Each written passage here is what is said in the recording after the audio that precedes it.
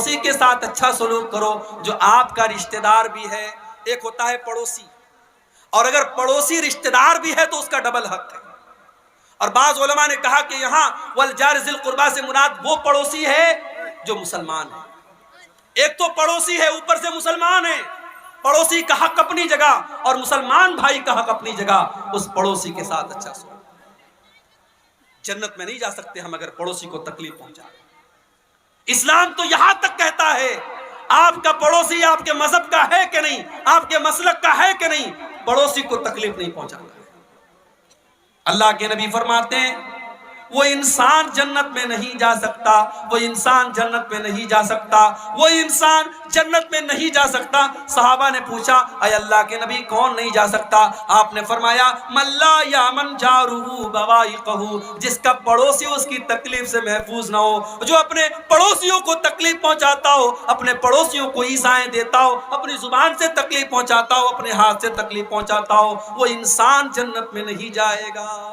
اسی لیے جب کسی سے تعلق توڑتے ہیں تو سب سے پہلے سلام کلام لوگ بند کر دیتے ہیں.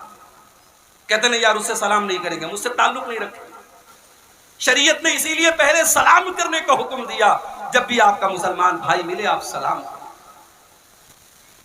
اور ایک بات اور نوٹ کر لو، سلام کا کوئی الٹرنیٹ نہیں ہے.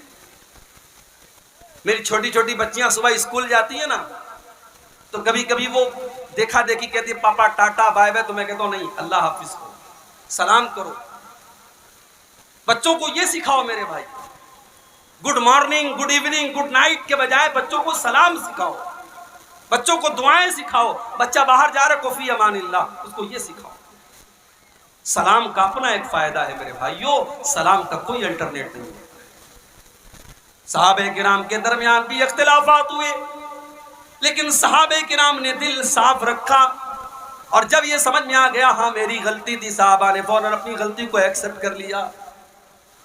حضرت عائشہ رضی اللہ تعالیٰ عنہ کے ایک بھانجے تھے، ان کی بہن کے بیٹے تھے جن کا نام عبداللہ بن زبیر تھا. عبداللہ بن زبیر کی خالہ تھی حضرت عائشہ. ایک میٹر پہ خالہ اور بھانجے میں اختلاف ہو گیا. عبداللہ بن زبیر نے کہا کہ میں اپنی خالہ کو فلاں کام کرنے سے روکوں گا. حضرت عائشہ کے اندر یہ عادت تھی، وہ پیسے کو روکا نہیں کرتی تھی، بہت زیادہ اللہ کی راہ میں صدقہ خیرات کیا کرتی تھی. حضرت عائشہ نے کسی کو کوئی زمین دان کی تھی، کوئی چندہ دیا تھا، کوئی دان کیا تھا. حضرت عبداللہ بن زبیر نے کہا کہ میں ضرور اپنی خالہ کو روکوں گا، میں ان کو یہ دان کرنے نہیں دوں گا، میں ان کو یہ چیز دینے نہیں دوں گا. خالہ کو پتا چلا کہ میرے بھانجے نے میرے بارے میں ایسا بولا ہے کہ اللہ کی قسم میں خالہ کو روکوں گا. حضرت عائشہ کو غصہ آیا. بخاری کے الفاظ ہیں اما عائشہ نے بڑے غصے میں فرمایا کہ آج کے بعد میں عبداللہ بن زبیر سے بات نہیں کروں گی، اپنے بھانجے سے بات نہیں کروں گی. او لوگو، انسان تو دونوں ہیں، اما عائشہ بھی انسان ہے، بھانجا بھی انسان ہے، دونوں صحابی ہیں، اور دونوں کو غصہ آ گیا. عبداللہ بن زبیر کی بات سن کر کے اما عائشہ نے کہا میں آج کے بعد کبھی ان سے بات نہیں کروں. ہم ہوتے تو کیا کرتے؟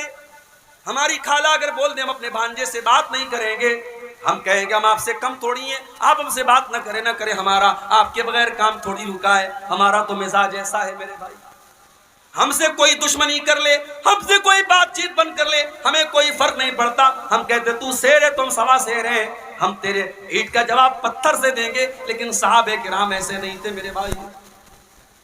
اما عائشہ ناراض ہو گئیں، خالہ ناراض ہو گئیں، اور آپ جانتے ہیں کہ خالہ کا مقام بڑا اونچا ہے. جن کی خالائیں زندہ ہیں، میری ماں کا انتقال ہو چکا ہے لیکن میری تین خالائیں موجود ہیں. آج بھی جب اپنی خالہوں سے ملتا ہوں اللہ کی قسم مجھ کو اپنی ماں یاد آ جاتی ہے، مجھے اپنے نبی کی حدیث یاد آتی ہے الخالۃ بمنزلۃ الام، خالہ ماں کے برابر ہوا کرتی ہے. اگر آپ کی خالہ ہے، اگر آپ کی موسی ہے، اپنی خالہ کی عزت کرو، اس کو ماں کے جیسا سمان دیا کرو.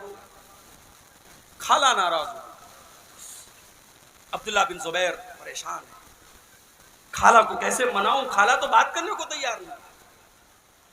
عبداللہ بن زبیر جانتے تھے کہ حضرت عائشہ اللہ کے پیارے نبی سے بہت محبت کیا کرتی تھی، اور نبی کے انتقال کے بعد جو نبی کے رشتہ دار تھے، نبی کے چاہنے والے تھے، اماں عائشہ ان سے بھی بہت زیادہ محبت کیا کرتی تھی۔ عبداللہ بن زبیر کے دماغ میں ایک آئیڈیا آیا، انہوں نے دو صحابی کو پکڑا۔ یہ کون سے دو صحابی تھے؟ یہ اللہ کے رسول کے نانیحال کے خاندان سے ان کا تعلق تھا، یہ بنو زہرہ سے تعلق رکھتے تھے، یہ اللہ کے نبی کے نانیحال والے قبیلے سے تعلق رکھتے تھے۔ اور حضرت عبداللہ بن زبیر جانتے تھے کہ اماں عائشہ اپنے نبی کے نانیحال والوں سے بھی بہت زیادہ محبت کرتی ہیں۔ دو لوگوں کو پکڑا، کہا کہ بھائیو دیکھو ایسا ایسا میٹر ہے میرے ساتھ، میری خالہ مجھ سے بہت ناراض ہے اور مجھے اپنی خالہ کو منانا ہے، بس آپ کو ایک کام یہ کرنا ہے، میرے ساتھ چلنا ہے، اور میں جب اپنی خالہ کو منانے لگوں تو آپ کو تھوڑا سا میرا سپورٹ کرنا ہے۔ اب یہاں ایک مسئلہ اور سمجھ لو، جب دو لوگوں کے بیچ میں جھگڑا ہو گیا تو جھگڑے کو سلجھانے کے لیے شریعت نے بہت ابھارا ہے۔ اگر دو لوگوں کے بیچ کا جھگڑا چکانے کے لیے آپ کو جھوٹ بولنا پڑے تو جھوٹ بھی بول سکتے ہیں، حالانکہ جھوٹ بولنا بہت بڑا گناہ ہے، شریعت کی نظر میں جھوٹ بولنا بہت بڑا گناہ ہے، مگر دو لوگوں کے بیچ میں جھگڑا ہو جائے تو اللہ کے نبی کیا فرماتے ہیں؟ لَيْسَ الْكَذَّابُ الَّذِي يُصْلِحُ بَيْنَ النَّاسِ، دو لوگوں کے بیچ میں صلح کرانے والا اگر جھوٹ بھی بول دے تو کوئی حرج کی بات نہیں ہے۔ اتنا شریعت نے اس پر ابھارا ہے۔ اور اگر دو لوگوں کے بیچ میں جھگڑا پھیلانے کے لیے، دو لوگوں کے بیچ میں اختلاف پیدا کرنے کے لیے اگر کوئی سچ بھی بولتا ہے تو شریعت کہتی ہے ایسا سچ بولنا بھی حرام ہے، اور شریعت اس کو چغلی کہتی ہے، اور چغل خور جنت میں نہیں جائے گا۔ اللہ کے نبی فرماتے لا يدخل الجنت النمام، چغل خور جنت میں نہیں جائے گا۔ تو کبھی اگر آپ کو ایسا موقع ملے کہ آگ لگ گئی ہے اور آگ بجھانے کا آپ کو موقع ملا ہے تو میرے بھائی آگ بجھانے کی کوشش کرو، آگ میں تیل ڈالنے کا اور آگ میں گھی ڈالنے کا کام کبھی مت۔ اب ان دونوں صحابی کو جب یہ آفر ملا کہ حضرت عبداللہ بن زبیر نے کہا میری خالہ مجھ سے ناراض ہیں اور میں منانا چاہتا ہوں، یہ دونوں فوراً تیار ہو گئے، چلو کوئی بات نہیں ہم چلیں گے آپ کے ساتھ۔ اب یہ تینوں لوگ اماں عائشہ کے دروازے پر پہنچے، اور جو طریقہ اسلام نے سکھایا ہے جب کسی کے دروازے پر جاؤ تو السلام علیکم کہا کرو۔ آج کے زمانے میں موبائل کا دور ہے، آپ کسی کو کال کرے تو ہیلو کہہ کر کے بات نہ شروع کریں، السلام علیکم کہہ کر کے بات شروع کریں، یہی صحیح ہے۔ بھئی ہیلو کا مطلب کیا ہوتا ہے؟ ہیلو کا مطلب سنو، تو سنو کہنے سے بہتر ہم السلام علیکم کہ اس کے بعد بات شروع کریں۔ تو حضرت عائشہ کے گھر پہ یہ تینوں پہنچے، انہوں نے کہا السلام علیکم، اندر سے جواب آیا وعلیکم السلام ورحمۃ اللہ وبرکاتہ۔ ان تینوں نے کہا کہ اے اماں عائشہ کیا ہم اندر آ سکتے؟ اندخل، کیا ہم اندر آ جائے؟ اماں عائشہ نے کہا ٹھیک ہے اندر آ جاؤ۔ تینوں اندر داخل ہوئے۔ اماں عائشہ کو پتہ نہیں ہے کہ عبداللہ بن زبیر بھی آیا ہے، میرا بھانجا بھی آیا ہے۔ ان تینوں نے کہا اے اماں عائشہ کیا ہم سب آ جائیں؟ کہا کہ ہاں سب آ جاؤ۔ اندر گئے تو پردہ لگا ہوا ہے، حالانکہ اماں عائشہ سارے مسلمانوں کی ماں کا درجہ رکھتی ہیں، مگر قرآن نے اللہ کے نبی کی بیویوں کو بھی صحابہ سے پردہ کرنے کا حکم دیا ہے۔ میرے پیارے ساتھیوں ذرا اپنے گھروں کا جائزہ لے لو، گاؤں کا کوئی نوجوان آتا ہے اور آپ کی بیوی کو بھابھی کہتا ہے، آپ کی بیٹی کو بہن کہتا ہے، اور آپ کو لگتا ہے یہ تو میرے گاؤں کا رہنے والا ہے، یہ تو میرے گاؤں کا لڑکا ہے، میری بیوی تو اس کی بھابھی لگتی ہے، میری ماں تو اس کی بھابھی لگتی ہے، اور یہ کہہ کر کے اس نوجوان لڑکے کو آپ اپنے گھر میں کوئی پردہ نہیں کرتے ہیں، کوئی اس کو گھر میں آنے جانے کی اجازت دیتے ہیں، اور یہیں سے برائی جنم لیتی ہے، یہیں سے برائی جنم لیتی ہے۔ ہمارے یہاں کیا ہے صاحب؟ بھابھی ماں کے سامان، بھابھی کو مائکے جانا ہے، دیور چھوڑنے جا رہا ہے، بھابھی بائک پر بیٹھی ہے، دیور کو چپک کر کے بیٹھی، حرام ہے، یہ غلط ہے، ناجائز ہے، یہ بھابھی آپ کی ماں نہیں ہے، ہوگی کسی کانسیپٹ میں، اسلام میں نہیں ہے بھابھی ماں۔ بھابھی کو ماں کہہ دینے سے وہ ماں نہیں ہو جاتی۔ اسلام بہت سخت ہے اس معاملے میں۔ اسلام تو یہاں تک کہتا ہے اگر کسی عورت نے کسی بچے کو پالا ہے، پوسا ہے، وہ بھی اس کی ماں نہیں ہے جب تک کہ دودھ نہیں پلاتی۔ دنیا میں ماں جو ہوتی ہے وہ یا تو وہ ماں ہوتی ہے جس نے جنم دیا ہے، یا وہ ماں ہوتی ہے جس نے دودھ پلایا ہے۔ آپ کے ماں کہہ دینے سے کوئی ماں تھوڑی ہو جائے گی۔ ہمارے یہاں دیور بھابھی کے بیچ میں بڑا ہنسی مذاق چلتا ہے. بھابھی کو کوئی فرق نہیں پڑتا اس کا دوپٹہ سر پہ ہے کہ نہیں ہے, سینے پر ہے کہ نہیں ہے, کیسا کپڑا پہنی ہے, دیور کے ساتھ ہنسی مذاق کر رہی ہے. یہی سے برائی جنم لیتی ہے میرے بھائی. اپنے گھر کے باہر پردہ کرنا آسان ہے, گھر کے اندر کا پردہ بڑا مشکل ہے. اسلام یہ کہتا ہے دیور کے لیے بھابھی, بھابھی کے لیے دیور موت ہے, جیجا کے لیے سالی, سالی کے لیے جیجا موت ہے. وہ رشتہ دار جن رشتہ داروں سے شریعت آپ کی بیٹی کو کہتی ہے پردہ کرنا چاہیے, جب آپ کی بیٹیاں جوان ہو جائیں, جب آپ کی لڑکیاں جوان ہو جائیں, اپنی بیٹیوں کو سکھاؤ, بیٹی جس طریقے سے تجھے گاؤں کے اور لوگوں سے پردہ کرنا ہے, تیری خالہ کے لڑکے سے بھی تجھ کو پردہ کرنا ہے, تیرے ماموں کے لڑکے سے بھی تجھ کو پردہ کرنا ہے, تیرے چاچا کے لڑکے سے بھی تجھ کو پردہ کرنا ہے. یہ کزن بردر جن کو کہا جاتا ہے, یہ چاچا کے لڑکے, یہ تایا کے لڑکے, یہ ماما کے لڑکے, یہ سب آپ کی جوان بیٹی کے لیے غیر محرم ہیں. ان سے نکاح ہو سکتا ہے, ان سے شادی ہو سکتی ہے, اس لیے ان سے پردہ کرنا چاہیے. اسی کٹیہار میں یا سیمانچل کے کسی جلسے میں نے تقریر کی تھی اور میں نے بول دیا اس کو کہ اسلام میں بہن صرف ایک ہوتی ہے, سگی بہن. بڑا بوال ہوا تھا صاحب, اس ویڈیو کو RSS والوں نے چلا دیا فیس بک کے اوپر. کہا دیکھو یہ ہے اسلام کی حقیقت. اسلام میں یہ انسانیت نام کی کوئی چیز نہیں, اسلام کے اندر بہن صرف سگی بہن ہے. بھائی توڑ مروڑ کے بیچ میں سے آپ کوئی بات نکال کے کچھ بھی بیان کر سکتے. ایک جگہ تقریر میں کر رہا تھا, حرام کمائی کی بات آئی, میں نے کہا کہ آج حرام کمائی کا ایک طریقہ یہ بھی ہے کہ باہر سے سعودی عرب وغیرہ سے پیسہ لوگ لاتے ہیں اور ایک ٹیوب ویل کو 5 بار اس کا فوٹو کھینچ کر کے اس کو جو ہے بے ایمانی کرتے ہیں, اس کا پیسہ ہڑپ کر جاتے ہیں. اب ہمارے یوٹیوبر لوگ ماشاءاللہ, ان کو تو پیسہ کمانا ہے, ان کو تو ویو چاہیے, ان کو تو بھڑکاؤ ہیڈنگ اور بھڑکاؤ باتیں چاہیے. اتنی کلپ کو نکال کر کے وائرل کر دیا. اب بہت سارے علماء کے ہمارے پاس فون آنے لگے, آپ نے ایسی بات کیوں کی؟ حالانکہ میرے کہنے کا یہ مطلب تھوڑی تھا کہ جتنے لوگ باہر سے پیسہ لا رہے ہیں اور مدرسے بنوا رہے ہیں, مسجدیں بنوا رہے ہیں, سب غلط کام. اللہ کی قسم میں نے ایسا نہیں کہا. ایک بڑی تعداد ہمارے علماء کی ہے جو یہ خدمت انجام دے رہے ہیں, مشاری کا کام کر رہے ہیں. مسجدیں آج گاؤں گاؤں ان کے ذریعے بنی ہیں, مدرسے بنے ہیں, ٹیوب ویل بنے ہیں, کتنے کالج اور ادارے بنے ہیں. ان کے کام قابل تعریف ہیں. مگر ہاں, اسی سب میں کچھ ایسے لوگ بھی ہیں جو بے ایمانی کر رہے ہیں, چوری کر رہے ہیں. ہم نے ان کو کہا تھا, لیکن آج اس طریقے سے بیچ میں سے کلپ کاٹ کر کے, سیاق و سباق سے بات کاٹ کر کے کچھ بھی بنائی جا سکتی ہے. ہم نے یہ کہا تھا کہ اسلام میں سگی بہن صرف ایک بہن ہوتی ہے, وہ سگی بہن ہوتی ہے. اس کا مطلب یہ نہیں ہوتا ہے کہ اسلام جو ہے وہ انسانیت نہیں سکھاتا. اسلام عورت کے معاملے میں بہت سینسٹیو ہے. اسلام یہ کہتا ہے کہ عورت کے اوپر غلط نظر ڈالنے کے پہلے سوچ لو کہ تمہاری بہن اور بیٹی پر بھی کوئی غلط نظر ڈالے گا.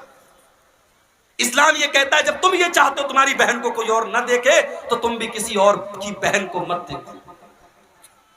فیس بک پر لوگ بہن بنا لیتے ہیں.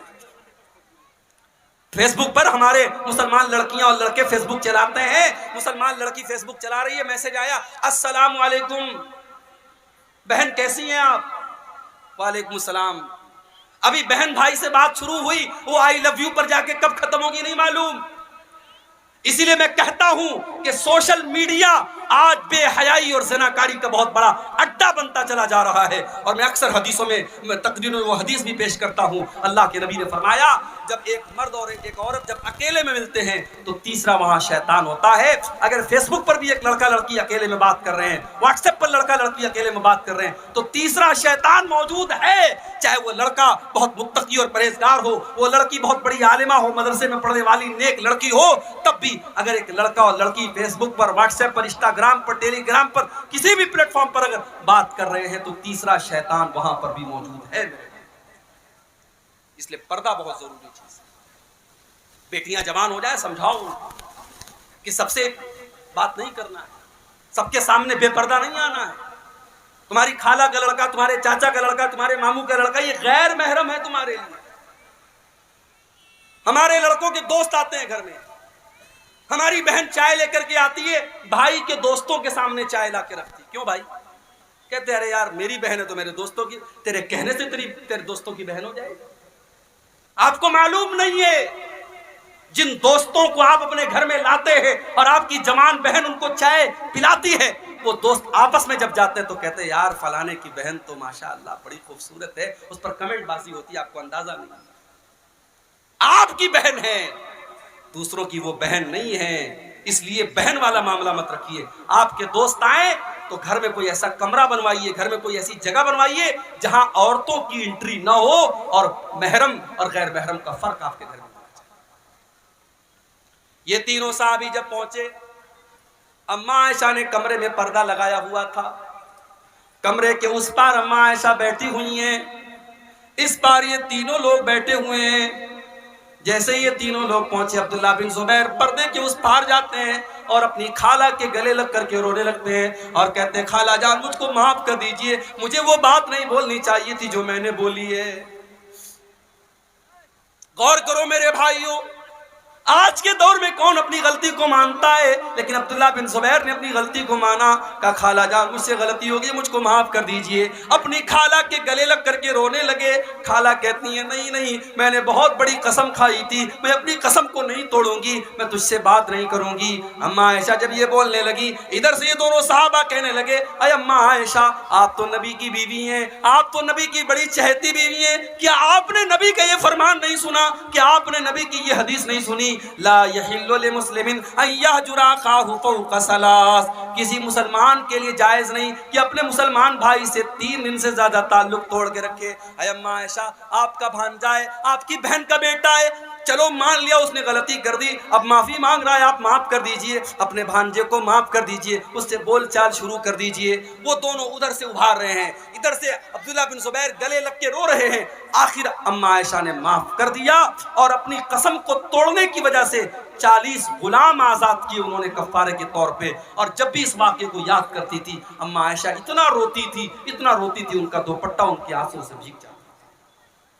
یہ صحابہ تھے میرے، صحابہ سے سیکھو۔ دل میں بغض مت رکھو میرے بھائی، دل میں بغض رکھ کے جاؤ گے اللہ کے پچھتانا پڑے گا۔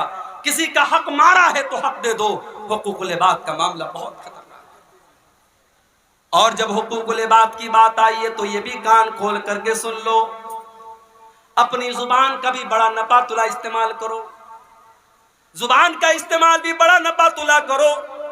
کسی کو زبان سے کچھ کہنے کے پہلے سوچ لیا کرو۔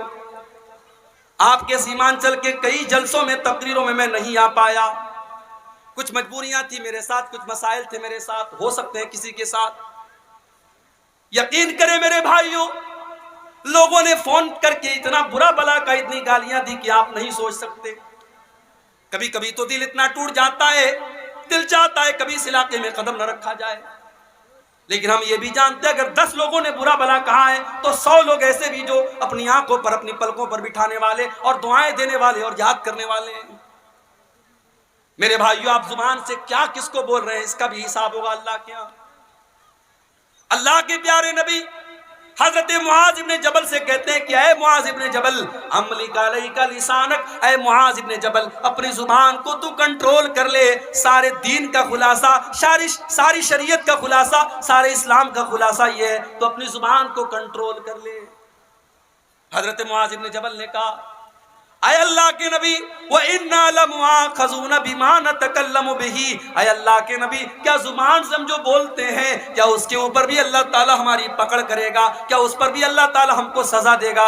آپ نے فرمایا اے معاذ میں تو تم کو بہت سمجھدار آدمی سمجھا کرتا تھا، تم یہ کیسی بات کر رہے ہو؟ وَهَلْ يُكَبُّ النَّاسُ عَلَى مَنَاخِرِهِمْ إِلَّا حَصَائِدَ أَلْسِنَتِهِمْ، اے معاذ کل قیامت کے دن لوگ ناک کے بل گھسٹ کر کے جہنم میں جائیں گے، ان کو گھسیٹ کر کے ناک کے بل جہنم میں ڈالا جائے گا، اسی زبان کے کرتوتوں کی وجہ سے، اسی زبان سے کیے جانے والے اعمال کی وجہ سے۔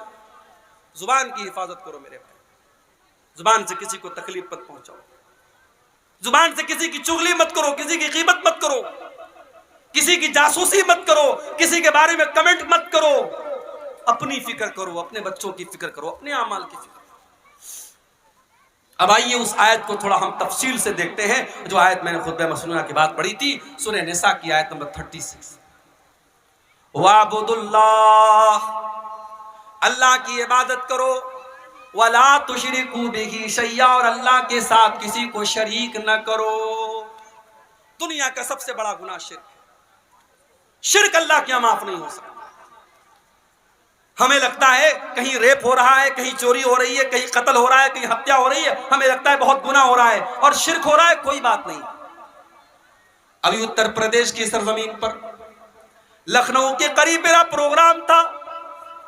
پروگرام کے لیے جب میں جانے لگا، 4 ویلر چلانے والے بھائی سے کہا کہ بھائی کس راستے سے جاؤ گے؟ اس نے کہا میں دیوا کے راستے سے نہیں جاؤں گا. میں نے کہا کیوں؟ کہا کہ دیوا میں عرس ہو رہا ہے، میلہ ہو رہا ہے، سارا راستہ جام لگا ہوا ہے. آج کا مسلمان یہ کون سے دین کی خدمت کر رہا ہے؟ راستوں کو بلاک کر رہا ہے، راستوں کو جام کر رہا ہے. میرے نبی نے تو اللہ کی راہ میں جہاد کرنے والوں سے بھی فرمایا من زیق طریقا فلا جہاد لہ، جو دوسروں کا راستہ بند کر کے جہاد کرتا ہے اس کو جہاد کا ثواب ملنے والا نہیں ہے. جب دوسروں کا راستہ بند کر کے جہاد نہیں کر سکتے تو دوسروں کا راستہ بند کر کے آپ کوئی جلوس کیسے نکال سکتے ہیں اور دوسروں کا جینا کیسے حرام کر سکتے ہیں؟ پورا راستہ بلاک تھا. اور مجھے بتایا لوگوں نے لکھنؤ کے قریب دیوا، آپ بھی جا کے دیکھ سکتے ہیں کبھی موقع ملے. اس دیوا میں عرس ہوتا ہے اور عرس کے موقع پر وہاں طوائفیں آتی ہیں، ناچنے گانے والی رنڈیاں آتی ہیں اور وہاں ناچتی ہیں اور گاتی ہیں اور مسلمان تماشے دیکھتا ہے. اور یہ دین کے نام پر، اسلام کے نام پر اور مذہب کے نام پر شرمانی چاہیے. وضع میں تم ہو نصارہ تو تمدن میں ہنود. یہ مسلمان ہے جنہیں دیکھ کے شرمائیں گے. قبروں پر جھک رہا ہے مسلمان، مزاروں پہ جھک رہا ہے مسلمان، اپنے پیروں کے آگے جھک رہا ہے مسلمان. کرے غیر گر بت کی پوجا تو کافر، کواکب میں مانے کرشمہ تو کافر. جھکے آگ پر بہر سجدہ تو کافر، جو ٹھہرائے بیٹا خدا کا تو کافر. مگر مومنوں پر کشادہ ہے راہیں، پرستش کرے شوق سے جس کی چاہے. نبی کو جو چاہیں خدا کر دکھائیں، اماموں کا رتبہ نبی سے بڑھائیں. مزاروں پہ جا جا کے نظریں چڑھائیں، شہیدوں سے جا جا کے مانگے دعائیں. نہ توحید میں کچھ فرق اس سے آوے، نہ اسلام بگڑے نہ ایمان جاوے. اگر ایک غیر مسلم اگر پتھر کی مورتی کے آگے سجدہ کرتا ہے اور وہ جہنمی ہے، وہ کافر ہے، وہ مشرک ہے، تو وہی کام ایک قبر کے سامنے اور ایک مزار کے سامنے کرنے والا مسلمان موحد کیسے ہو سکتا ہے اور جنتی کیسے ہو سکتا ہے؟ یہ پہلا حق ہے. اللہ نے اپنا حق بیان کیا. وَاعْبُدُوا اللَّهَ، اللہ کی عبادت کرو، وَلَا تُشْرِكُوا بِهِ شَيْئًا، اور اللہ کے ساتھ کسی کو شریک نہ کرو. اللہ کا ادھیکار کسی اور کو نہ دو. یہ پیشانی جھکے تو اللہ کے آگے جھکے، یہ ہاتھ اٹھے تو اللہ کے آگے اٹھے. اللہ کے ساتھ کبھی شرک نہ کرنا. دوسری چیز وَبِالْوَالِدَيْنِ إِحْسَانًا، اور اپنے ماتا پتا کے ساتھ، اپنے ماں باپ کے ساتھ تم بھلائی کرتے رہنا. کتنے والدین بوڑھے ہو چکے ہیں، اولاد جوان ہے، پیسہ کما رہی ہے، ماں بوڑھی ہے، باپ بوڑھا ہے، باپ کو دواؤں کی ضرورت ہے، ماں کو چھوٹی چھوٹی چیزوں کی ضرورت ہے، ماں بیچاری تڑپ رہی ہے، باپ بیچارہ پریشان ہے. جوان بیٹے کو اپنے ماں باپ کی کوئی فکر نہیں ہے. میرے پیارے ساتھیوں، ماں باپ وہ ہستیاں ہیں جنہوں نے ہم کو جنم دیا ہے. اللہ نے ہماری پیدائش کا ذریعہ ان کو بنایا ہے. اس لیے زندگی کی آخری سانس تک اپنے ماں باپ کی قدر کرو، ان کو تکلیف نہیں پہنچا سکتے. اگر آپ کے باپ نے آپ کے ساتھ غلط بھی کیا تب بھی نہیں کر سکتے. باپ بھی غلط کرتا، ضروری نہیں ہمیشہ باپ صحیح ہو. میں نے بیٹوں کی آنکھوں میں بھی آنسو دیکھے ہیں، یاد رکھیے. ٹھیک ہے ہم لوگ تقریر کرتے ہیں والدین کے اوپر، لیکن سماج کی کڑوی سچائی یہ بھی ہے بہت سارے باپ ایسے ہیں جنہوں نے اپنی اولادوں کو رلایا. اولاد کے ساتھ ناانصافی کرنے والی مائیں، اولاد کے ساتھ ناانصافی کرنے والے باپ کان کھول کر کے سن لیں، اللہ کیا ان کو بھی حساب دینا پڑے. ہم نے ایسے بچوں کو بھی دیکھا ہے جن کو ان کے ماں باپ نے آنسو ان کی آنکھوں میں لائے ہیں. اللہ کے نبی کے سامنے ایک صحابی آتے ہیں، ان کا نام بشیر ہے، ان کے بیٹے کا نام نعمان ہے. صحابی کہتے ہیں اللہ کے نبی میں اپنے بیٹے نعمان کو اپنی ایک زمین دینا چاہتا ہوں، ایک کھجوروں کا باغ دینا چاہتا ہوں۔ اللہ کے نبی نے فرمایا اے بشیر کیا آپ کے اور بھی بیٹے ہیں؟ کہا کہ ہاں اللہ کے نبی اور بھی بیٹے ہیں۔ آپ نے پوچھا کیا آپ نے سارے بیٹوں کو کھجوروں کا باغ دیا ہے؟ نہیں نہیں اے اللہ کے نبی سب کو تو نہیں دیا ہے، میں اسی بیٹے کو دینا چاہتا ہوں۔ آپ نے فرمایا اے بشیر یہ ظلم ہے، یہ اتیاچار ہے، یہ ناانصافی ہے، اور اگر تم یہ چاہتے ہو میں اس ناانصافی پر میں گواہی دے دوں، واللہ لا اشہد علی جور، اے بشیر میں اس ظلم کے اوپر گواہی نہیں دے سکتا۔ اولاد کے ساتھ ناانصافی بھی ظلم ہے میرے بھائی۔ 5 بیٹے ہیں، ایک بیٹے کو خوب نواز رہے ہو اور 4 بیٹوں کو چھوڑ کے بیٹھے ہو، یہ ظلم نہیں؟ بہو ہے، 4 بہو ہیں، ایک بہو کے 100 گنا معاف اور ایک بہو سے ایک ایک چیز پر حساب لینا، میری ماؤں یہ ظلم نہیں ہے، یہ ظلم ہے اور آپ کو حساب دینا پڑے۔ تو والدین غلط ہو سکتے ہیں میرے بھائی، مگر اولاد کی کیا ذمہ داری؟ اولاد کی ذمہ داری یہ ہے کہ والدین اگر غلط ہیں تب بھی ان کو کوئی تکلیف نہ پہنچائے، والدین کے ساتھ اچھا سلوک کرتی رہے۔ اللہ نے فرمایا وَقَضَىٰ رَبُّكَ أَلَّا تَعْبُدُوا إِلَّا إِيَّاهُ وَبِالْوَالِدَيْنِ إِحْسَانًا، تمہارے والدین کے ساتھ تمہیں ہمیشہ اچھا سلوک کرنا ہے۔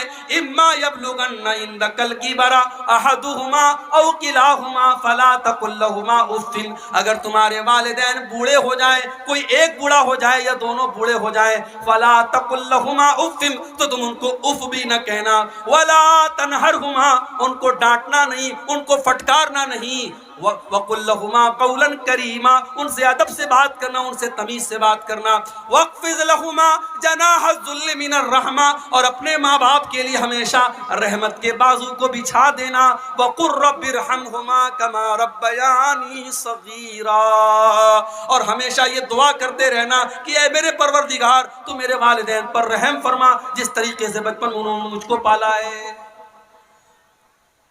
ایک صحابی اپنی بوڑھی ماں کو اپنے کندھے پر بٹھا کے خانہ کعبہ کا طواف کر رہے تھے۔ حضرت عمر کی نظر پڑی، صحابی نے طواف کرانے کے بعد کہا کہ امیر المومنین آج میں نے اپنی ماں کا حق ادا کر دیا، آج میں نے اپنے کندھے پر بٹھا کر اپنی ماں کو عمرہ کرا دیا، طواف کرا دیا، آج میں نے اپنی ماں کا حق ادا کر دیا۔ حضرت عمر نے کہا ولا زفرتن واحدہ، تیری ماں نے جب تجھ کو جنم دیا تھا تیری ماں کے منہ سے جو آواز نکلی تھی چیخنے کی اور رونے کی، ابھی تو نے اس آواز کا بھی حق ادا نہیں کیا۔ ماں باپ کا آپ حق ادا نہیں کر سکتے میرے۔ ماں باپ کیا چیز ہے یہ جب آپ خود باپ بنیں گے، جب آپ خود ماں بنیں گی تب آپ کو پتا چلے گا انہوں نے ہمارے لیے کیسی کیسی قربانیاں دی۔ اسی لیے اللہ کے نبی فرماتے ہیں ماں کے بارے میں آپ نے فرمایا فَإِنَّ الْجَنَّةَ تَحْتَ قَدَمِهَا، ماں کے پیروں کے نیچے تمہاری جنت ہے۔ باپ کے بارے میں آپ نے فرمایا الوالد اوسط ابواب الجنہ، باپ جنت کا دروازہ ہے، نہ ماں کو ناراض کر کے جنت ملے گی نہ باپ کو ناراض کر کے جنت ملے گی۔ اپنے ماں باپ کو راضی کرو، اپنے ماں باپ کو خوش کرو۔ اور آگے بولو وَبِذِي الْقُرْبَىٰ، اور اپنے رشتہ داروں کے ساتھ بھی بھلائی کرو۔ جو تمہارے رشتہ دار ہیں، کوئی بھتیجا ہے، کوئی بھانجا ہے، کوئی چاچا ہے، کوئی تایا ہے، کوئی خالہ ہے، کوئی خالو ہے، یہ جتنے تمہارے رشتہ دار ہیں تم ان کے ساتھ بھلائی کرتے رہو۔ رشتہ دار کا بھی بڑا حق ہے میرے پاس۔ یہ رشتے جو ہوتے ہیں یہ ہم نہیں بناتے، یہ اللہ بناتا ہے۔ ہم دنیا میں پیدا ہوئے، ہمیں پتہ لگا یہ ہمارا بھائی ہے، یہ ہمارا باپ ہے، یہ ہمارا بھتیجا ہے، یہ ہمارے چاچا ہے، یہ ہمارے تایا ہے، یہ رشتے اللہ نے بنائے ہیں۔ جب رشتے اللہ نے بنائے ہیں تو ہم ان کو توڑ نہیں سکتے، اگر توڑیں گے تو اللہ بڑی سخت سزا دے۔ اللہ کے نبی فرماتے ہیں جب اللہ تعالیٰ نے ساری کائنات کو پیدا کیا تو رشتہ جو ہے یہ اللہ کے پاس آیا اور رشتے نے آ کر کے کہا ھذا مقام العائذ بک، اے اللہ میں تیری پناہ میں آیا ہوں، اب تو بتا دے میرے ساتھ کیا سلوک ہونا چاہیے۔ اللہ نے فرمایا کہ اے رشتہ جو تجھ کو توڑے گا، جو تجھ کو کاٹے گا میں اس کو کاٹوں گا، جو تجھ کو جوڑے گا میں اس کو جوڑوں گا۔ جو رشتہ توڑے گا اللہ اسے توڑے گا، جو رشتہ جوڑے گا اللہ اسے جوڑے گا۔ اس لیے رشتہ دار کا حق ادا کیا کرو۔ قیامت کے دن جب لوگ پل صراط پر جائیں گے اللہ کے نبی فرماتے ہیں 2 چیزیں پل صراط کے دونوں طرف کھڑی ہو جائیں گی۔ ایک طرف امانت کھڑی ہو جائے گی، ایک طرف رشتہ کھڑا ہو جائے گا، اور جس نے امانت میں خیانت کی ہوگی، جس نے رشتہ داروں کا حق مارا ہوگا، پل صراط پر اس کو یہ دونوں پار کرنے نہیں دیں گے. اور پل صراط کیسا ہوگا؟ بال سے زیادہ باریک اور تلوار سے زیادہ تیز ہوگا. پل صراط پر گزرنا بڑا مشکل کام ہوگا. اور سوچو اگر ہم نے اپنے کسی رشتہ دار کے ساتھ حق تلفی کی ہے اور اگر ہم نے امانت میں خیانت کی ہے تو یہ دونوں اس پل صراط پر ایک بیریئر بن کے کھڑے ہو جائیں گے اور پل صراط پر گزرنے نہیں. اس لیے رشتہ داروں کے ساتھ کبھی حق تلفی نہ. اور ایک بات اور یاد رکھو میرے بھائیوں، اگر آپ کا کوئی رشتہ دار آپ کے ساتھ غلط کرتا ہے، آپ کو شادی میں دعوت نہیں دیتا ہے، تو آپ اپنی طرف سے اس کو دعوت دیجیے. آپ اپنے سکھ دکھ میں اسے بلائیے. وہ نہیں بلاتا ہے کوئی بات نہیں، اللہ کے ہاں وہ حساب دے گا. آپ اپنے رشتہ دار کا جو حق ادا کر سکتے ہیں وہ کر دیں. اللہ کے نبی کے پاس ایک صحابی آتے ہیں، اے اللہ کے نبی میرے کچھ رشتہ دار ہیں، میں ان کے ساتھ اچھا سلوک کرتا ہوں، وہ میرے ساتھ برا سلوک کرتے ہیں. میں نرمی کرتا ہوں وہ سختی کرتے ہیں، میں رحم کرتا ہوں وہ سختی کرتے ہیں. اے اللہ کے نبی مجھے کیا کرنا چاہیے؟ آپ نے فرمایا جیسا تم بتا رہے ہو اگر ویسا ہی تم کر رہے ہو تو اللہ تعالیٰ کی طرف سے ایک حفاظت کرنے والا برابر تمہاری حفاظت کرتا رہے گا. جب تک تم اس طریقے پر عمل کرتے رہو گے اللہ کی طرف سے ایک حفاظت کرنے والا برابر تمہاری حفاظت کرتا رہے گا. تو حق رشتہ داروں کا حق ادا کیا کرو. میرے زکوٰۃ نکالو، صدقہ خیرات دو، تو پہلے دیکھو ہمارے رشتہ داروں میں کوئی ضرورت مند تو نہیں ہے، کوئی غریب تو نہیں ہے. رشتہ دار کا حق پہلے ادا کرو. اللہ کے نبی فرماتے ہیں الصدقۃ علی ذی الرحم سنتان، رشتہ دار کو صدقہ دینے سے ڈبل ثواب ملتا ہے. صدقۃ وصلۃ، صدقہ خیرات کا بھی ثواب ملتا ہے اور رشتہ داری کو نبھانے کا بھی ثواب ملتا ہے، ڈبل ثواب ملے گا. کتنے لوگ ہیں مدرسے میں بڑا چندہ دیتے ہیں، مسجدوں میں بڑا دان کرتے ہیں، سگا بھائی ہے بھوکا سو رہا ہے اس کی کوئی فکر نہیں ہے. اپنے خاندان کو کوئی بچہ ہے بیچارہ بے روزگار ہے، پریشان ہے، اس کے بچے کھانے کو ترس رہے ہیں، اس پر دھیان نہیں دیتا ہے. نہیں میرے بھائیوں، آپ کا رشتہ دار اگر ضرورت مند ہے آپ کی زکوٰۃ، آپ کا صدقہ خیرات، آپ اس کی مدد کیجیے. اور آگے بڑھیے. والیتاما، اور یتیموں کا حق ادا کیا کرو. جو اناتھ ہو گیا، جو یتیم ہو گیا، جس کا باپ دنیا سے چلا گیا، وہ بیچارہ بے سہارا ہو گیا، اس یتیم کا سہارا تم بن جاؤ، اس یتیم کی مدد کیا کرو. ہاں اگر یتیم کا مال کوئی ناجائز طریقے سے کھا رہا ہے اور یتیموں کے نام پر آنے والا پیسہ اس کے پیٹ میں جا رہا ہے، وہ کان کھول کر کے سن لے. اللہ فرماتا ہے ان الذین یاکلون اموال الیتامی ظلما انما یاکلون فی بطونہم نارا، جو لوگ یتیم کا مال ناجائز طریقے سے کھا رہے ہیں وہ اپنے پیٹ میں جہنم کی آگ بھر رہے ہیں. یتیم کا سہارا بنو، یتیم کا مال ہڑپنے والے مت بنو. میرے اگر کوئی یتیم کا سہارا بن جائے، یتیم کی کفالت کرنے والا بن جائے، کسی یتیم بچے کی پرورش کر لے، اللہ کے نبی فرماتے ہیں انا وکافل الیتیم کہاتین، آپ نے اپنی دونوں انگلیوں سے اشارہ کر کے فرمایا کہ یتیم کی پرورش کرنے والا، یتیم کو پالنے والا جنت میں اپنے نبی کے ساتھ اس طریقے سے رہے گا جیسے یہ دونوں انگلیاں ایک دوسرے کے ساتھ جڑی ہوئی ہیں، ملی ہوئی ہیں. اگر کسی کو اپنے دل میں سختی محسوس ہو رہی ہے، کسی کو ایسا لگ رہا ہے میرا دل بہت سخت ہو گیا ہے، اللہ کے نبی نے فرمایا امسح برأس الیتیم، کسی یتیم کے سر پہ محبت سے ہاتھ پھیر دو، کسی یتیم کی مدد کر لو، کسی یتیم کا سہارا بن جاؤ، تمہارے دل کی سختی دور ہو جائے گی، تم کو اپنا دل نرم محسوس ہونے لگے گا. تو یتیموں کے ساتھ اچھا سلوک. والمساکین، اور غریبوں کے ساتھ تم اچھا سلوک کرو. غریبوں کو پاؤں کی جوتی نہ سمجھو. آپ کو اللہ نے پیسے والا بنایا ہے، بہت اچھی بات ہے، آپ محل میں رہتے ہیں، بہت اچھی بات ہے، آپ بڑا قیمتی کپڑا پہنتے ہیں، بہت اچھی بات ہے، مگر کمزوروں کو اور یہ غریبوں کو اور مسکینوں کو کبھی حقیر مت جانو. اللہ کے نبی فرماتے ہیں هل تنصرون الا بضعفائکم، او لوگو جب اللہ تمہاری مدد کرتا ہے تو انہی کمزوروں کی دعاؤں کی وجہ سے کرتا ہے، انہی مجبوروں کی دعاؤں کی وجہ سے کرتا ہے. اللہ غریبوں کی اور کمزوروں کی دعاؤں کو پہلے سنتا ہے. غریبوں کے ساتھ اچھا سنو. ہمارے نبی غریبوں کے ساتھ مل جل کے رہتے تھے، دعا کیا کرتے تھے. اللہ کے نبی اللہم احینی مسکینا وامتنی مسکینا واحشرنی مع زمرۃ المساکین، اے اللہ مجھے مسکین بنا کر کے زندہ رکھنا، مسکین بنا کر کے اٹھانا، اور قیامت کے دن مسکینوں کے ساتھ میرا حشر کرنا۔ پتہ یہ چلا کہ غریبوں اور مسکینوں کو حقیر نہ جانا جائے۔ اگر ہمیں اللہ نے نوازا ہے، ان غریبوں کی مدد کریں، مدد نہیں کر سکتے محبت سے ٹال دیا کریں، لیکن غریبوں کے ساتھ بدتمیزی نہ کریں، ان کی تحقیر نہ کریں۔ اور آگے بڑھیے، والجار ذی القربا، اور اپنے اس رشتہ دار کے اس پڑوسی کا بہت بڑا حق ہے۔ یہاں تک اللہ کے نبی نے فرمایا کھانا بنا رہے ہو، سالن میں تھوڑا پانی بڑھا دو، اگر تم کو پتہ چل جائے تمہارے پڑوسی کچھ بیچارے بھوکے ہیں، اپنے سالن، اگر سالن زیادہ پکانے کی طاقت نہیں ہے، اس سالن میں پانی بڑھا دو تاکہ ان پڑوسیوں تک بھی سالن پہنچ جائے، ان کو بھی کھانا کھلا دو، ان کی بھی مدد کرو۔ اما عائشہ فرماتی ہے کہ اللہ کے نبی نے فرمایا کہ حضرت جبریل مجھے اتنی وصیت کرتے تھے پڑوسی کے بارے میں، حتی ظننت انہ سیورثہ، کہ میں نے سوچا کہ کہیں پڑوسی کو اللہ تعالیٰ وارث نہ بنا دے، کہیں وراثت میں پڑوسی کا حصہ نہ بنا دے۔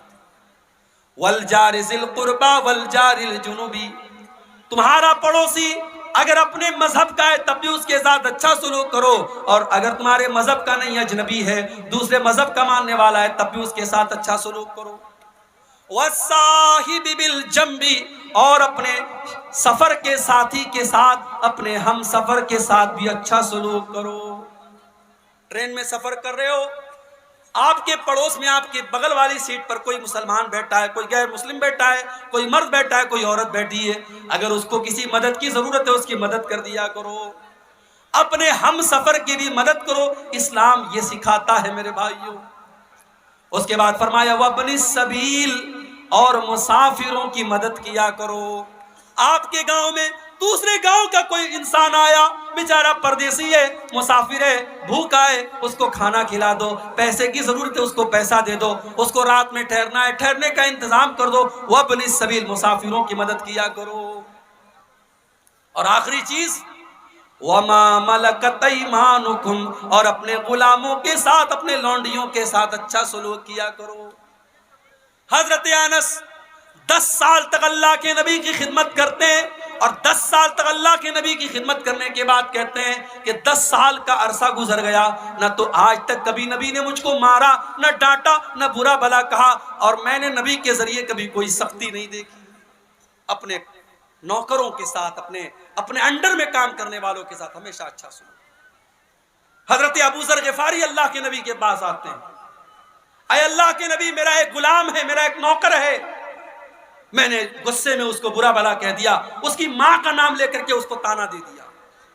اللہ کے نبی نے فرمایا اے ابو ذر، یہ تو بہت غلط کام تم نے کر دیا، انک امرؤ فیک جاہلیہ، اے ابو ذر تم نے تو اتنا غلط کام کر دیا، یہ تو دور جاہلیت کا کام ہے، یہ تو اسلام کے پہلے کا کام ہے۔ اے ابو ذر، تمہارے یہ جو نوکر چاکر ہیں یہ بھی تمہارے بھائی ہیں، یہ الگ بات ہے، اللہ نے تم کو مالک بنا دیا، اللہ نے ان کو تمہارا نوکر بنا دیا، وہ تمہارے انڈر میں کام کر رہے ہیں۔ اے ابو ذر، اپنے نوکروں کو بھی وہی کھلاؤ جو تم خود کھاتے ہو، اور جو خود پہنتے ہو ان کو پہناؤ، اچھا کھلاؤ، اچھا پہناؤ، اچھا ان کو پلاؤ، اور اگر کوئی کام ان کے اوپر ڈالتے ہو اس کام میں ان کی مدد کیا کرو۔ اسلام وہ مذہب ہے میرے بھائی جو غلاموں کے ساتھ، لونڈیوں کے ساتھ، نوکروں کے ساتھ بھی اچھا سلوک کرنے کی تعلیم دیتا ہے۔ اب ظاہر ہے جو مذہب غلاموں اور لونڈیوں کے ساتھ اچھا سلوک کرنے کی تعلیم دیتا ہے، کیا وہ مذہب اس بات کی اجازت دے گا کہ آپ اپنی بیوی کے اوپر ہاتھ اٹھائیں؟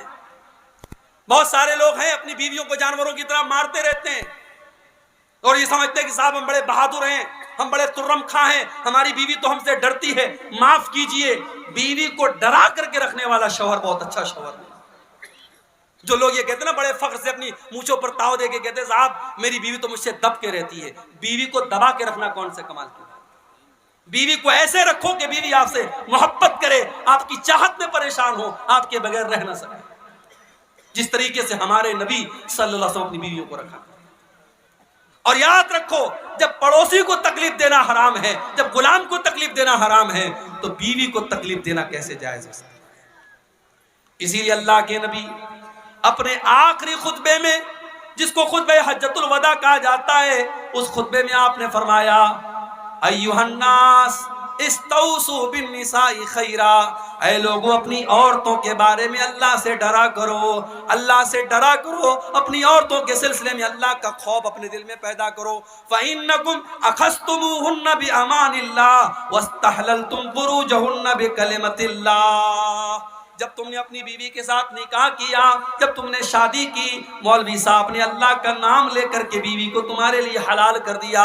جب مولوی صاحب نے کہا کہ میں فلانی کا نکاح تمہارے ساتھ کرتا ہوں اور تم نے کہا میں نے قبول کر لیا، وہ بیوی کل سر سے پیر تک تمہارے لیے حرام تھی، آج سر سے پیر تک حلال ہو گئی۔ او لوگو، تم نے اللہ کا نام لے کر کے اپنی بیوی سے نکاح کیا ہے اور اس کو اپنے لیے حلال کیا ہے، اس لیے بیوی کے اوپر کوئی ظلم نہ کرنا، کوئی اتیاچار نہ کرنا، ان کے ساتھ برا سلوک نہ کرنا۔ ایک صحابی نے اللہ کے نبی سے پوچھا، اے اللہ کے نبی، بیوی کا حق کیا ہے ہمارے اوپر؟ آج کوئی شوہر یہ نہیں پوچھے گا، سارے شوہر یہ کہیں گے مولوی صاحب عورتوں کو سمجھائیے۔ کوئی شوہر کبھی آ کے مولوی صاحب سے یہ نہیں کہے گا مولوی صاحب مجھ کو میرا حق بتائیے، مجھے کیا کرنا چاہیے بیوی کے ساتھ۔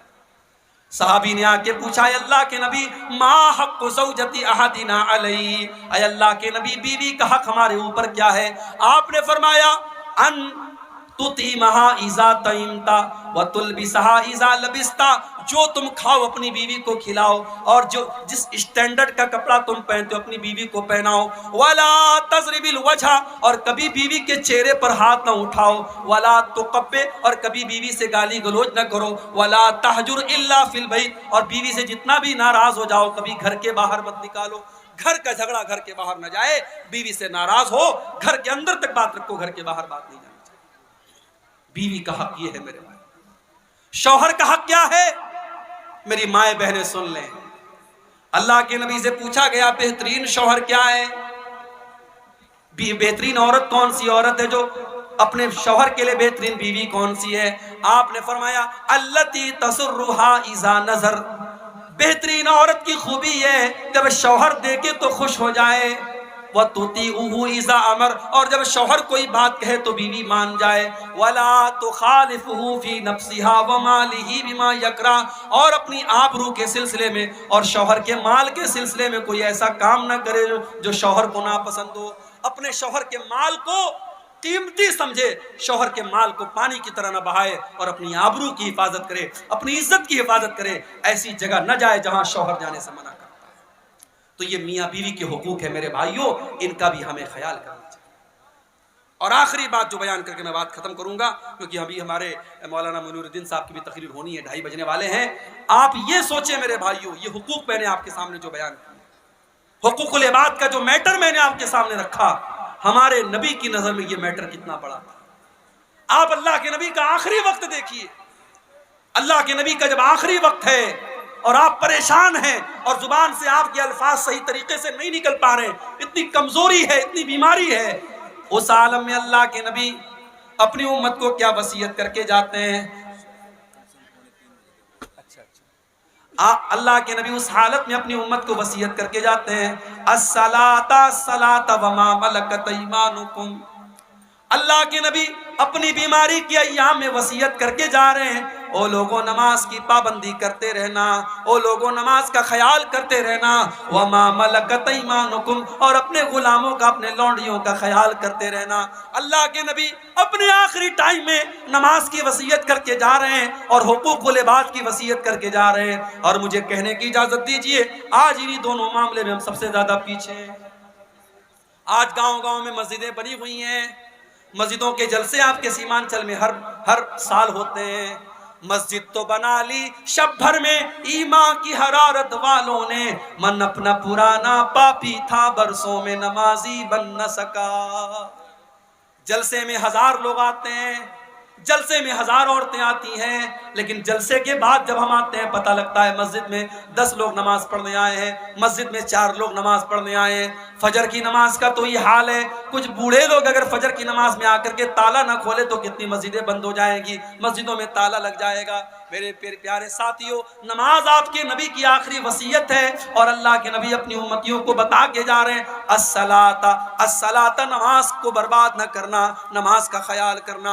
اپنے نبی سے کیسی محبت کرتے ہو، اپنے نبی سے کیسا پیار کرتے ہو؟ اگر واقعی میں نبی سے محبت کرتے ہو تو نماز کے پابند بن جاؤ میرے بھائیوں، نماز کی پابندی کرو۔ اور جانتے ہو قرآن میں اللہ تعالیٰ نے مرد کس کو کہا ہے؟ ہم سے اور آپ سے کوئی پوچھے بھی مرد کون ہے تو ہماری نظر میں مردانگی کی اپنی اپنی ڈیفینیشن ہے، مگر قرآن میں اللہ نے مرد کس کو کہا ہے؟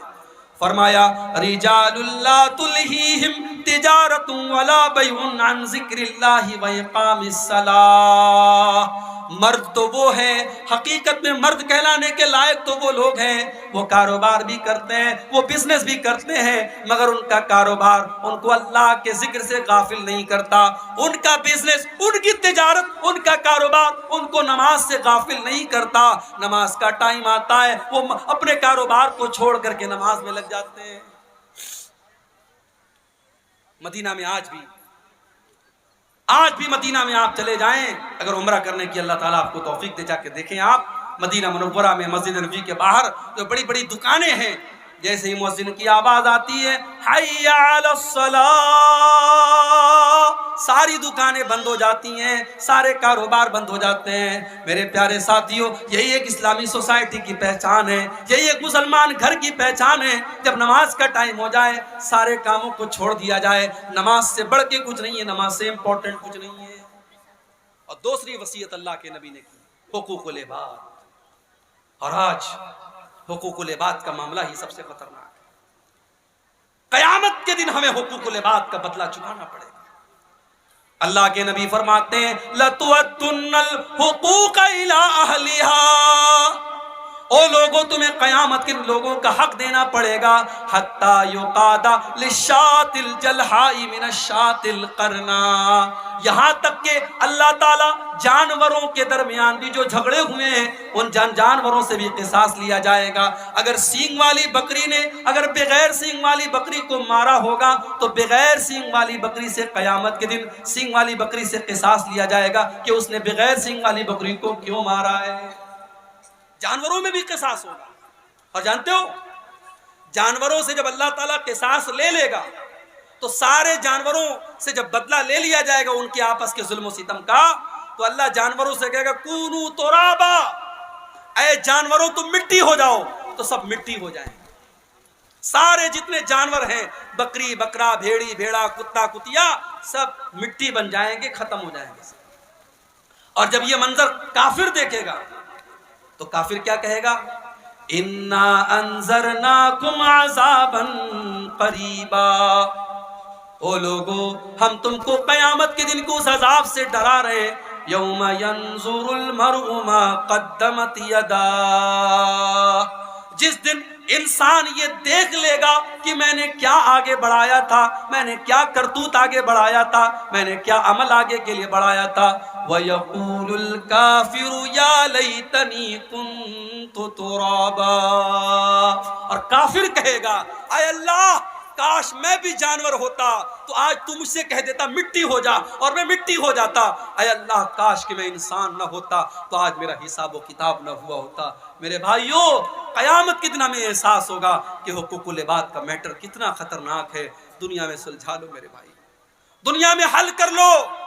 کسی کے ساتھ اگر بے ایمانی کی ہے، کسی کا حق مارا ہے، ہو سکتا ہے دنیا میں پاور ہمارے پاس ہو سکتا ہے ہم اچھے وکیل کو خرید کر کے، جج کو پیسہ دے کر کے، پولیس والوں سے بات کر کے اپنی سیٹنگ کر لیں، اپنے حق میں فیصلہ کروا لیں، مگر کان کھول کر کے سن لو، اگر ہم نے ناجائز طریقے سے کسی کی زمین پر قبضہ کر لیا، اللہ کے نبی فرماتے ہیں او لوگو جب تم میرے پاس کوئی فیصلہ لے کر کے آتے ہو سکتا ہے میں انسان ہوں، مجھ سے فیصلہ کرنے میں غلطی ہو سکتی ہے، ہو سکتا ہے کوئی بات چیت کرنے میں بڑی چکنی چپڑی باتیں کرنے والا ہو اور میں اس کے حق میں فیصلہ دے دوں، اور جو بیچارہ صحیح تھا میں اس کے خلاف فیصلہ دے دوں۔ وہ لوگوں کان کھول کر کے سن لو، میں نے جس کے حق میں فیصلہ کر دیا اور وہ اس کا حقدار نہیں تھا، آپ نے فرمایا انی قضیت لہ بقطعۃ من النار، جس کو میں غلط طریقے سے اس کا حق نہیں ہے اور وہ زمین کا ٹکڑا لے رہا ہے،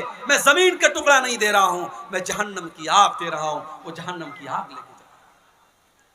ناجائز طریقے سے جو زمین کما رہے ہیں اور کھا رہے ہیں، وہ زمین نہیں حاصل کر رہے ہیں، وہ جہنم کا ٹکڑا حاصل کر رہے ہیں۔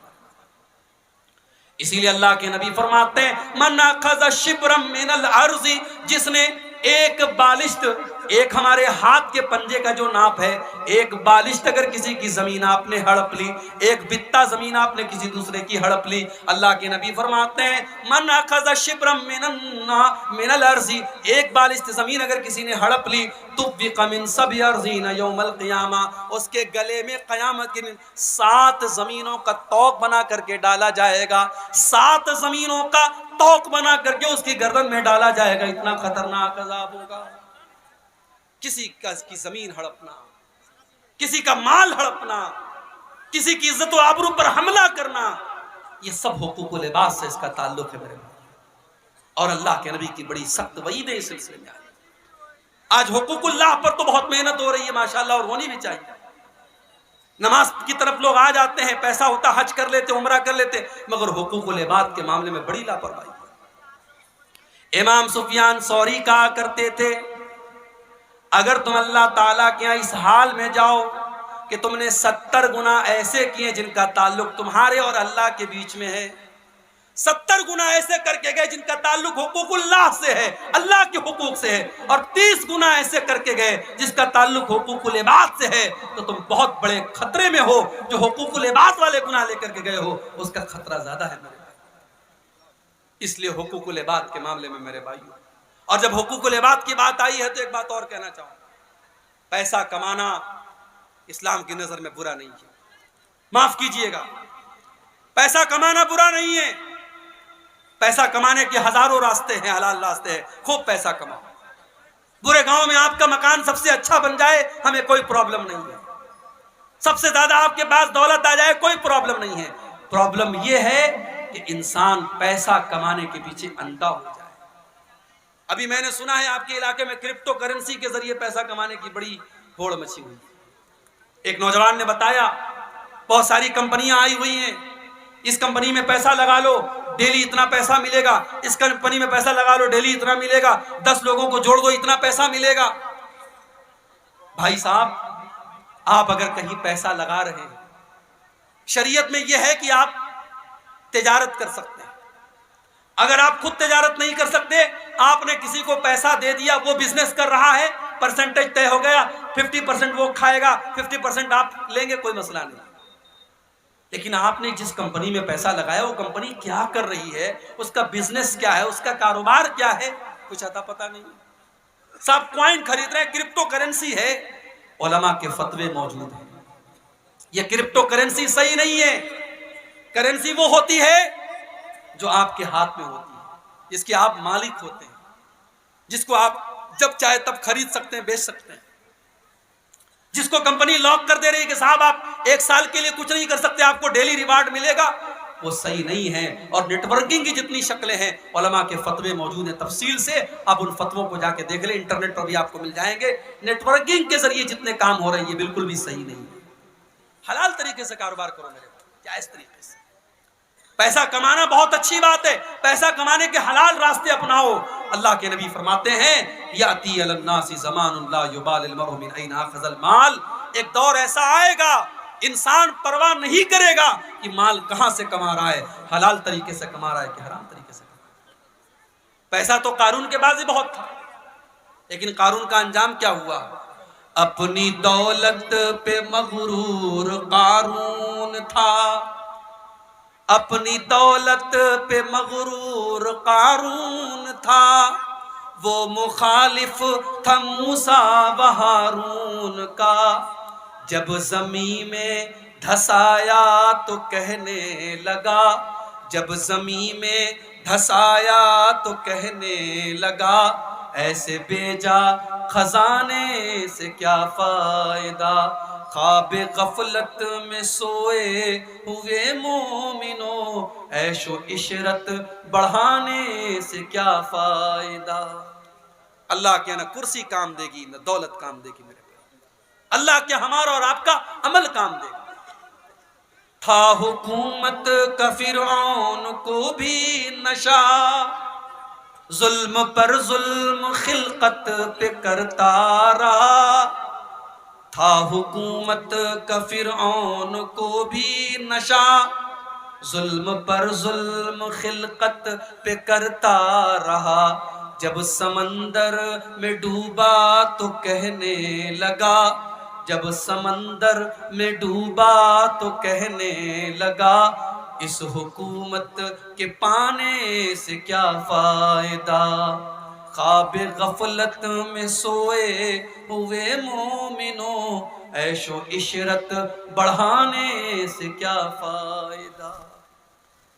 دولت کمانے کے حلال راستے اپناؤ، یہ سٹے کے ذریعے پیسہ کمانا، یہ جوا کے ذریعے پیسہ کمانا، یہ آن لائن حرام طریقے سے ایپ کے ذریعے پیسہ کمانا، یہ صحیح نہیں۔ محنت کرو، تجارت کرو، دماغ لگاؤ، تجارت کر کے لوگ کروڑوں اربوں کماتے ہیں، آپ بھی کما سکتے ہیں میرے بھائی۔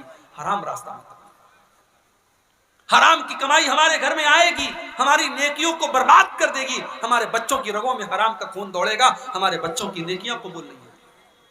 اللہ کے نبی فرماتے ہیں وَمَطْعَمُهُ حرام وَمَشْرَبُهُ حرام وَمَلْبَسُهُ حرام وَغُذِّيَ بِالْحَرام فَأَنَّى يُسْتَجَابُ لِذَلِكَ۔ جس کا کھانا حرام کمائی کا، جس کا پانی حرام کمائی کا، جس کا کپڑا حرام کمائی کا، وہ انسان جتنی بھی لمبی لمبی دعائیں کرے اس کی دعا کہاں سے قبول ہوگی۔ اس لیے میرے بھائیوں، حقوق العباد میں یہ بات بھی شامل ہے۔ حرام اور ناجائز طریقے سے ہم کسی کا مال نہ کھائیں۔ اپنے نوجوانوں سے کہنا چاہتا ہوں، طاقتور بنو، طاقت کا غلط استعمال نہ کرو۔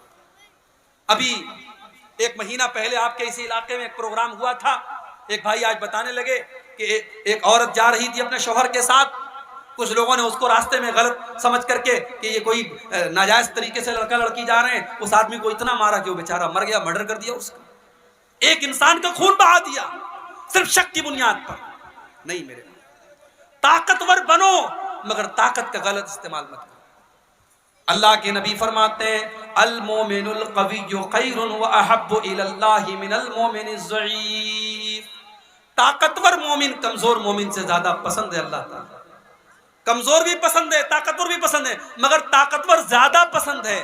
اس لیے طاقتور بنو، اپنے جسم کے اعتبار سے بھی، اپنے علم کے اعتبار سے بھی، اپنی ٹیکنالوجی کے اعتبار سے بھی، اور دولت کے اعتبار سے بھی طاقتور بنو۔ آج ہماری قوم کو طاقتور لوگوں کی ضرورت ہے، مگر طاقت کا کوئی مس یوز نہیں ہونا چاہیے، طاقت کا غلط استعمال نہیں ہونا چاہیے۔ حقوق العباد کے تعلق سے یہ چند باتیں میں نے آپ کے سامنے رکھی ہیں میرے بھائیوں، اس امید کے ساتھ کہ آج جب ہم یہاں سے اٹھیں گے تو ہم جا کر کے اپنے بستر پر ہم یہ سوچیں گے کہ کہیں ایسا تو نہیں کہ ہماری ذات کے ذریعے کسی کو تکلیف پہنچ رہی ہے، کہیں ایسا تو نہیں کہ ہم کسی کو اپنی ذات کے ذریعے تکلیف پہنچا رہے ہیں، کسی کا حق مار رہے ہیں۔ اگر ایسا ہے تو اپنی مرنے کے پہلے اپنی زندگی میں ہم اس سے معافی مانگیں، اس سے قصاص لے لیں۔ اللہ کے نبی جنگ کے میدان میں سب کو سیدھا کر رہے ہیں۔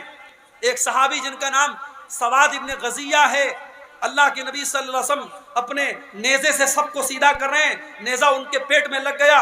صحابی نے کہا اے اللہ کے نبی آپ نے مجھے تکلیف پہنچائی، اے اللہ کے نبی آپ نے میرے پیٹ میں نیزہ چبویا ہے، مجھے تکلیف پہنچائی ہے، میں بھی آپ کو سے بدلہ لوں گا، آپ کو سے قصاص لوں گا۔ قربان جاؤ اپنے نبی کے اوپر۔ میرے نبی بھی کیسے نبی تھے اور کیسے انسان تھے۔ آپ نے فوراً اپنا کپڑا اٹھایا، اپنا پیٹ کھولا کہ لے لو بھائی بدلہ لے لو۔ صحابی نے پیٹ کو چوم لیا۔ صحابی نے کہا اے اللہ کے نبی میرا مقصد آپ سے بدلہ لینا نہیں تھا، میں تو یہ چاہتا تھا آخری ٹائم ہے، ابھی جنگ شروع ہونے والی ہے، کیا پتا میں اللہ کی راہ میں شہید ہو جاؤں، اے اللہ کے نبی میں چاہتا تھا مرنے کے پہلے آخری مرتبہ آپ کے جسم کو چوم کر کے جاؤں، آپ کے جسم کو ٹچ کر کے جاؤں، یہ میرا مقصد تھا اللہ کے نبی، اور کوئی مقصد نہیں۔ میرے بھائیوں، اسلام حقوق العباد کے معاملے میں بہت سخت ہے، اس لیے اگر حقوق العباد میں ہم سے کوئی حق تلفی اور کمی ہوئی ہے اس کو اپنی زندگی میں ہم معاف کرا لیں اور اللہ سے معافی بھی مانگا کرے کہ اگر ہم سے کسی کے حق میں کوئی کمی اور حق تلفی ہوئی ہے تو اللہ اس کو معاف کر دے. دعا ہے رب العالمین سے رب العالمین ہم سب کو حقوق العباد کے معاملے میں ہوشیار رہنے کی توفیق عطا فرمائے. ہماری ذات سے، ہماری زبان سے، ہمارے ہاتھوں سے اگر کسی کو تکلیف پہنچی ہے اللہ تعالی ہمیں زندگی میں اس سے معافی مانگنے کی توفیق عطا فرمائے. جو ہم میں سے اولاد والے ہیں اللہ تعالی ان کو اپنے اولاد کے ساتھ صحیح سلوک کرنے کی توفیق دے. جو اولاد ہے اللہ ان کو اپنے والدین کے ساتھ صحیح سلوک کرنے کی توفیق عطا فرمائے.